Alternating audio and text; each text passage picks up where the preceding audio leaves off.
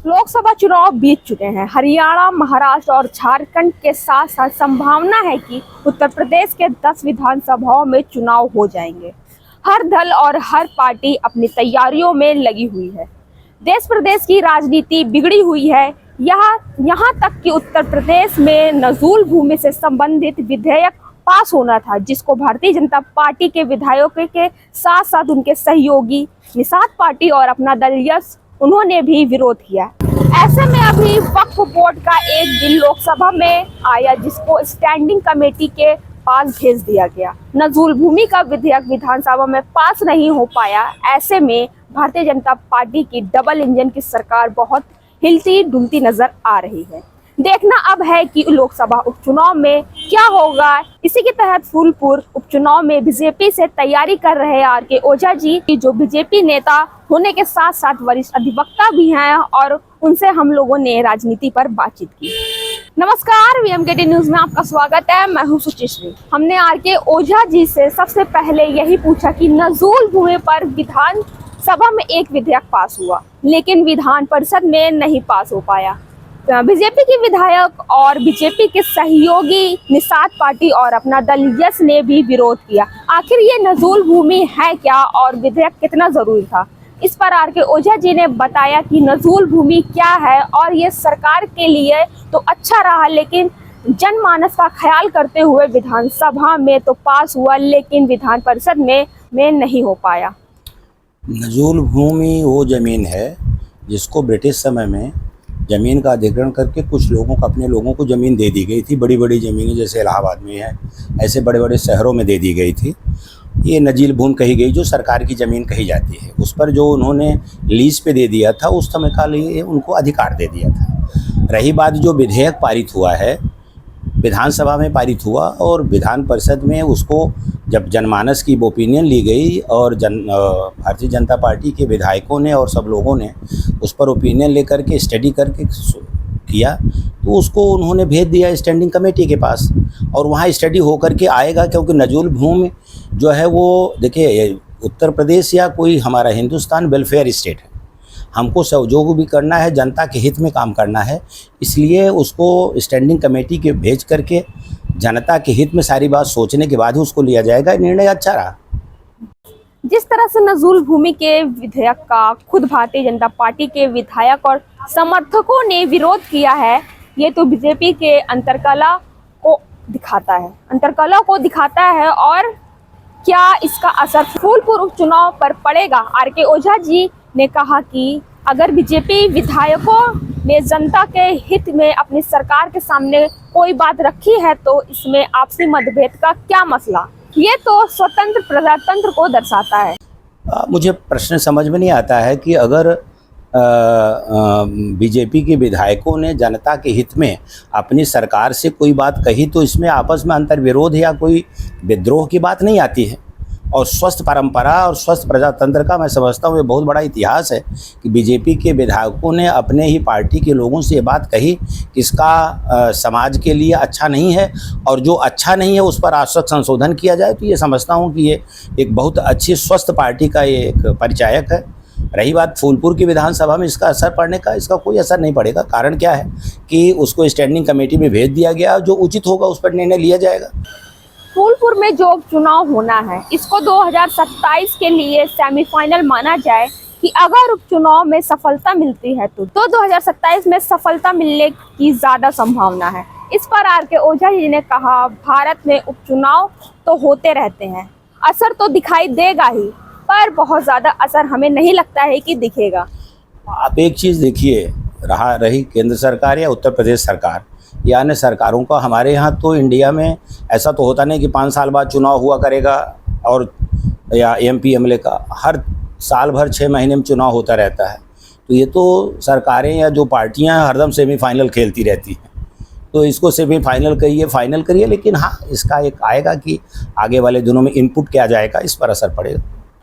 पिछले 2 बार से फूलपुर में बीजेपी का कब्जा है। पिछले बार का चुनाव वर्तमान सांसद प्रवीण पटेल मात्र 27,000 वोटों से जीते थे और लोकसभा में 19,000 वोटों से पीछे थे। फूलपुर विधानसभा में हमने उनसे जानने की कोशिश की कि क्या बीजेपी इस बार जीत पाएगी।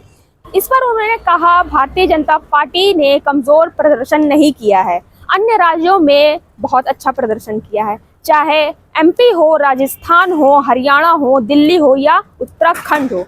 और देखिए, लोकसभा विधानसभा दोनों चुनाव अलग अलग हैं। विपक्ष द्वारा जो गुमराह किया गया था संविधान बचाओ, नहीं, अपना रिकॉर्ड इसलिए देखिए, कई चीज़ें हैं, जैसे मैंने आपको बताना चाहता हूं कि वर्तमान में जो लोकसभा का चुनाव हुआ, इसमें आप देखिए मध्य प्रदेश में पार्टी बहुत अच्छी किया, राजस्थान में भी कंपैरेटिवली ठीक था, अन्य कई राज्यों में पूरा का पूरा 100% किया, उड़ीसा में उन्होंने स्वतः ऑलरेडी आगे जीत किया। कुछ जगहों पे र्यूमर फैला करके कि संविधान को समाप्त कर दिया जाएगा, रिजर्वेशन समाप्त कर दिया जाएगा, कुछ ऐसी अफवाह फैला करके पार्टी को थोड़ा नुकसान लोगों ने किया, अन्य विपक्षी दलों ने, उनका काम है। और अब जा कर के अब पार्टी उस विषय को ले जा कर के जनता में बताएगी कि हमने ऐसा नहीं किया, तो इसलिए ऐसा न करना है न किया है। तो इसलिए इसका जो हानि हुई है, और प्रजातंत्र में कभी कभी छोटे छोटे स्लोगन जो होते हैं वो बड़े नुकसानदायक होते हैं, जनता बाद में समझती है कि सही किया कि गलत किया।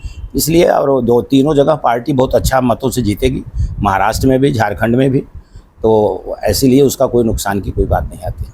R K. Ojha ji high court bar association के अध्यक्ष भी रहे हैं और हाई कोर्ट के वरिष्ठ अधिवक्ता भी हैं।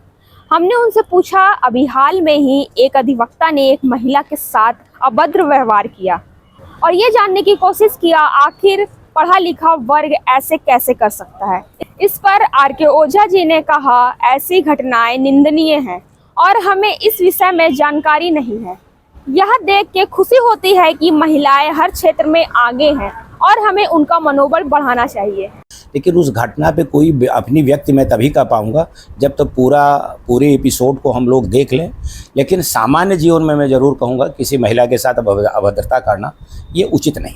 राधाकांत ओझा जी की फूलपुर से उपचुनाव लड़ने की बहुत चर्चा है। हमने उनके संभावित उम्मीदवारी पर उनसे बात की और पूछा कि इलाहाबाद लोकसभा में एक अधिवक्ता को टिकट दिया गया था, जो कि वो टिकट हार गए हैं। इस पर उन्होंने कहा, पार्टी का जो निर्णय होगा सर्वोपरि होगा और उसको सभी लोग मानेंगे। अगर चर्चा है तो पार्टी जो भी जिम्मेदारी देगी उससे वो निभाएंगे। देखिए, एक चीज़ आपको बताएं कि हम लोग हमारे जो है पार्टी का जो निर्णय होता है वही सर्वोपरि हुआ करता है। वो अगर कोई निर्णय देगी पार्टी, हम लोगों को जाना चाहिए, तो हम लोग उसको लड़ेंगे। पार्टी का जो निर्णय होता है हम तो बहुत दिन से वही मानते आए हैं, तो इसलिए हम उसके निर्णय होगा तो जरूर लड़ेंगे। आर.के. ओझा जी ने तो कह दिया, पार्टी जो भी जिम्मेदारी देगी उसे वो निभाएंगे। लेकिन हम लोगों ने ये भी जानना चाहा कि बौद्धिक वर्ग से अगर कोई आता है, यानी अधिवक्ता वर्ग से कोई आता है, तो राजनीति में सुधार की क्या गुंजाइश है। तमाम विधायक अपडेट नहीं होते हैं। इस पर आर.के. ओझा जी ने कहा कि देखिए, आज़ादी की लड़ाई से लेकर आज तक अधिवक्ताओं का भारत के विकास में बड़ा रोल रहा है। देखा जाए तो जितने भी पुराने बड़े नेता हैं सब अधिवक्ता थे। मैं आपको पहले भी बताऊं कि अधिवक्ता, खास करके जो अच्छे अधिवक्ता हैं, जो वकालत भी कर रहे हैं, अगर आप देखिए इतिहास है, पूरा स्वतंत्रता का इतिहास अधिवक्ताओं ने लड़ा, जिसमें 70% मेजॉरिटी जो थे बड़े नेता अधिवक्ता हुआ करते थे। आप चले जाइए अमेरिका में, जितने प्रेसिडेंट हुए उसमें मेजॉरिटी काफ़ी बड़ी संख्या अधिवक्ताओं की रही है, जो अच्छे अटॉर्नी रहे। इतिहास में जाइए कि जहाँ स्वतंत्रता आंदोलन चाहे जहाँ का भी हुआ हो, उसमें अधिवक्ताओं का बड़ा रोल रहता है। तो अगर वो पढ़ के वो जाते हैं तो उनको कानून का ज्ञान होता है, समाज में अपने अनुभव के हिसाब से अच्छा काम करते हैं, तो एक अच्छी परंपरा होगी अधिवक्ताओं को अगर लेगी सरकार तो उसके लिए अच्छा हो। जैसा कि आपने देखा, लोकसभा चुनाव के बाद 10 सीटों पर उपचुनाव होने हैं।